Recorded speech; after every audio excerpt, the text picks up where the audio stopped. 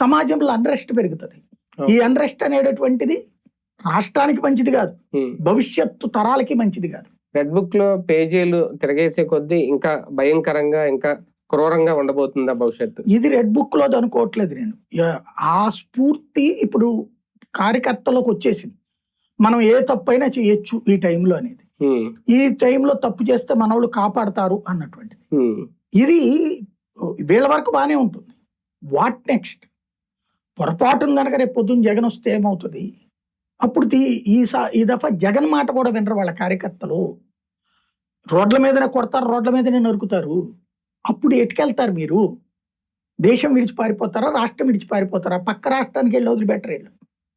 ఎందుకంటే ఇలా కర్ణాటకలోనూ యాక్సెస్ బాగానే ఉంది, తెలంగాణలోనే యాక్సెస్ బాగానే ఉంది, తమిళనాడులోనే యాక్సెస్ బాగానే ఉంది. అక్కడ రాసుకోమంటారు కేసులు కావాలంటే. అలాంటి స్టేజ్ వచ్చినప్పుడు మీరు ఎక్కడికి పోతారు? ఏ క్రూరత్వం ఇప్పుడు మిమ్మల్ని కాపాడుతుంది? ఇప్పుడు ఏ క్రూరత్వాన్ని మీరు నెత్తిన పెట్టుకుంటే, ఒక సామెత ఉంది కదా, కత్తితో వచ్చినోడు కత్తితోనే పోతాడని. రౌడీయిజంలో బాగుపడ్డోడు నేను ఎవరిని చూడలే, ఫ్యాక్షనిజంలో బాగుపడ్డోడు నేను ఎవరిని చూడలే. మహా ఫ్యాక్షనిస్టుల బిడ్డలు పిచ్చనాయల్లాగా తయారయ్యారు వాళ్ళు. కొంత సంస్కారం ఆ తర్వాత వాళ్ళ అమ్మ నేర్పిన సంస్కారం, వాళ్ళ ఇంట్లో సంస్కారం నేర్పిన వాళ్ళు మొదలున్నారు ఇప్పుడు.